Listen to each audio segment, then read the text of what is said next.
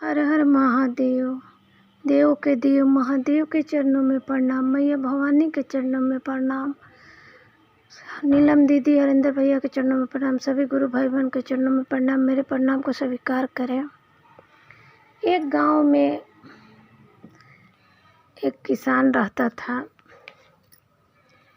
अपना वो मेहनत मजदूरी करके अपना कमाता खाता था। अपनी औरत के साथ रहता था, एकदम हंसी खुशी। और वो शिव गुरु का बहुत बड़ा भक्त था। भोले बाबा का बहुत मानता था, बहुत पूजा पाठ करता था भोले बाबा का। अपना दोनों अपना पूजा पाठ करते हुए सुखी जीवन बिता रहे थे। कुछ समय के बाद किसान की पत्नी को बच्चा होने वाला था। तो किसान ने बोला अपनी पत्नी से कि मैं बहुत और दुगना मेहनत मजदूरी करूँगा और अपने बच्चे को अच्छा भविष्य दूँगा। इसके लिए मैं दूसरे गांव भी जाके काम करूँगा। कोई भी काम करके पैसा ज़्यादा इकट्ठा कर लूँगा। जब हमारा बच्चा होगा तो उसको कोई भी तकलीफ़ नहीं होगा। तो उसकी औरत बोली कि ठीक है। अपना आदमी जा के दूसरे गांव में भी जो काम मिलता करता, अपने गांव में भी काम करता। तो एक बार पूरा तेज़ बारिश हो रहा था। सावन का महीना चल रहा था। पूरा तेज़ बारिश हो रहा था। उसकी पत्नी मना कर रही थी कि आज मत जाइए, दूसरे गांव में उसको काम मिला था। बोला कि नहीं, हम छाता लेके चले जाएंगे। वो माना नहीं और शंकर भगवान का नाम लेके अपना चल दिया। कुछ दूर गया तो गांव देहात में जो नाला रहता है उसमें पानी भरा हुआ था। उसी में वो उसका पैर लग गया और वो गिर गया। पैर लगने से गिरने से उसका पैर टूट गया, हड्डी। अब उसकी औरत को बच्चा होने वाला था। वो तो घर पर थी। जब पानी रुका तो कोई आदमी देखा तो उसको टांग के ले आए घर। फिर उसकी औरत ले गई गांव के अस्पताल में जो होता है, वहाँ उसको बैंडेज पट्टी सब हो गया। वो चल फिर नहीं पाता था। वो बैसाखी लकड़ी के सहारे, अपना डंडा के सहारे लंगड़ के चलता था। अब वो कोई काम करने लायक भी नहीं था। वो बहुत दुखी हो गया, बहुत रोने लगा। शंकर भगवान के मंदिर में जाके एक दिन बहुत रो रहा था कि हे भगवान, मैंने कौन सा पाप किया था, आपने ऐसा मेरे को कष्ट दिया। मैंने तो सोचा था कि अपने बच्चे को अच्छा जीवन दूंगा, भविष्य दूंगा। अब तो मेरी इतना भी मैं नहीं कमा पाता हूँ कि अपनी अब पत्नी को भरपेट भोजन भी करा सकूँ। वो माँ बनने वाली है। हमारा जीवन बहुत कष्टमय बीत रहा है। भगवान दुख दूर कीजिए भगवान। और ये सब माता पार्वती और शंकर भगवान अपना देख रहे थे वहीं से कि तो हमारा बहुत बड़ा भक्त है लेकिन कष्ट में है।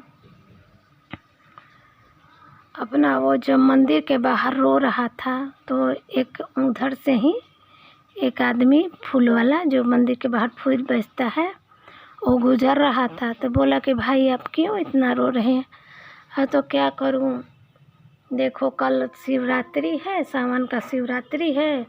मेरी औरत व्रत करेगी शंकर भगवान का, मैं उसको कुछ भी नहीं दे सकता हूँ, कुछ फल वगैरह, मेरे पास पैसा ही नहीं है। और उसको तो मैं भरपेट खाना भी नहीं दे रहा हूँ। मेरा पैर लंगड़ हो गया है। मेरे यार दोस्त भी मेरा साथ छोड़ दिए है।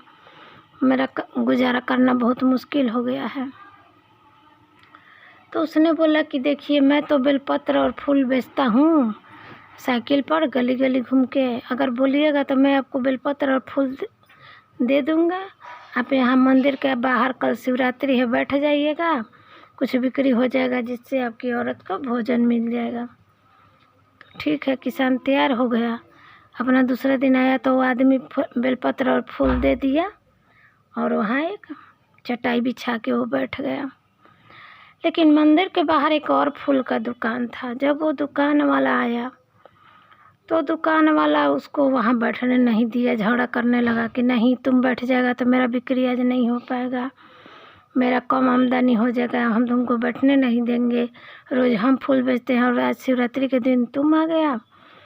उसको बहुत बोला। अब वो रोने लगा बाहर मंदिर के ही, और सारा अपना सामान समेट के एक थैला में वहीं खड़ा रहा।